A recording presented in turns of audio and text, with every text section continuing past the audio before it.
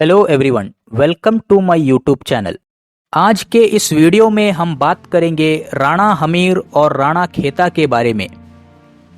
इस वीडियो में हम देखेंगे कि राणा हमीर ने सोनगरा चौहानों के हाथों से चित्तौड़ वापस कैसे जीता था।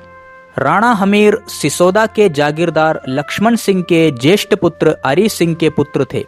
1303 में जब अलाउद्दीन खिलजी ने चित्तौड़ पर आक्रमण किया था, तब सिसोदा के लक्ष्मण सिंह अपने 7 पुत्रों के साथ चित्तौड़ की रक्षा में शहीद हुए थे। उनका छोटा पुत्र अजय सिंह घायल होकर बच गए और सिसोदा के जागीरदार बने। अरी सिंह की मृत्यु के समय हमीर सिंह काफी छोटे थे, इसलिए हमीर सिंह का पालन पोषण अजय सिंह ने किया था। हमीर सिंह बचपन से ही काफी पराक्रमी थे। उनके पराक्रम से प्रभावित होकर अजय सिंह ने हमीर को अपना उत्तराधिकारी बनाया। इस बात से नाराज होकर अजय सिंह के पुत्र शेम सिंह और सज्जन सिंह मेवाड़ छोड़कर दक्षिण की ओर चले गए। मेवाड़ के इतिहासों में लिखा है कि सज्जन सिंह के वंश में ही मराठा साम्राज्य की स्थापना करने वाले वीर पराक्रमी छत्रपति शिवाजी महाराज का जन्म हुआ था। अजय सिंह की मृत्यु के बाद हमीर सिंह सिसोदा के जागीरदार बने। उस समय चित्तौड़ पर सोनगरा चौहानों का अधिकार था। अपने पूर्वजों का गौरवशील चित्तौड़ दुश्मनों के हाथों में देख हमीर सिंह को सहन नहीं होता था। वे किसी भी कीमत पर चित्तौड़ को वापस लेना चाहते थे। हमीर सिंह ने चित्तौड़ के आसपास के क्षेत्रों पर आक्रमण करना शुरू किया।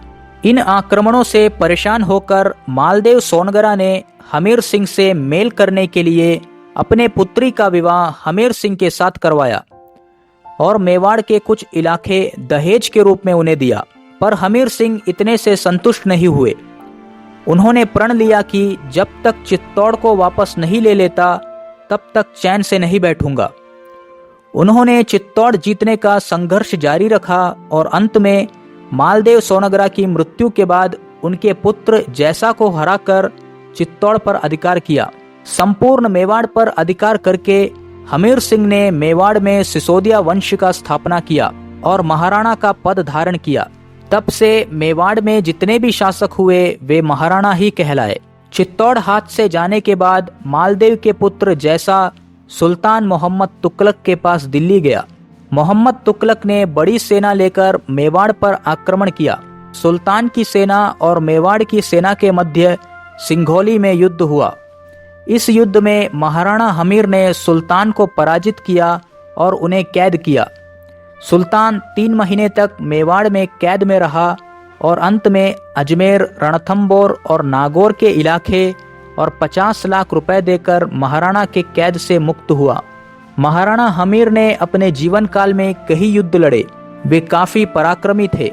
चित्तौड़ के शिलालेख में महाराणा हमीर को असंख्य मुसलमानों को रणखेत में मारकर कीर्ति संपादन करने वाला कहा है।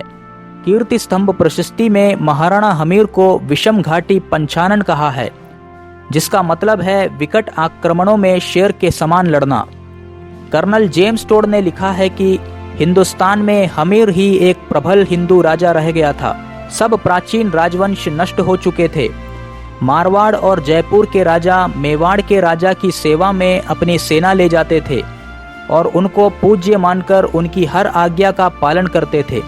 कर्नल टोड के इस कथन से ये स्पष्ट होता है कि महाराणा हमीर अपने समय के सबसे प्रबल शासक थे और संपूर्ण राजपूताना में उनका बड़ा आदर सम्मान होता था।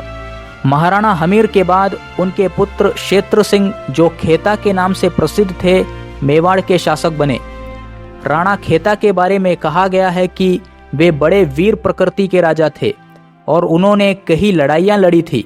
कुंभलगढ़ के शिलालेख में लिखा है कि क्षेत्र सिंह ने अपने तलवार के बल से युद्ध में मालवा के सुल्तान अमीशाह को परास्त किया। कुंभलगढ़ की प्रशस्ति में लिखा है कि क्षेत्र सिंह की सेना की रज से सूर्य भी मंद हो जाता था। इन कथनों से ये स्पष्ट है कि राणा खेता भी अपने पिता राणा हमीर के जैसे ही वीर पराक्रमी शासक थे। महाराणा खेता के मृत्यु के पश्चात उनके पुत्र लाखा मेवाड़ के शासक बने।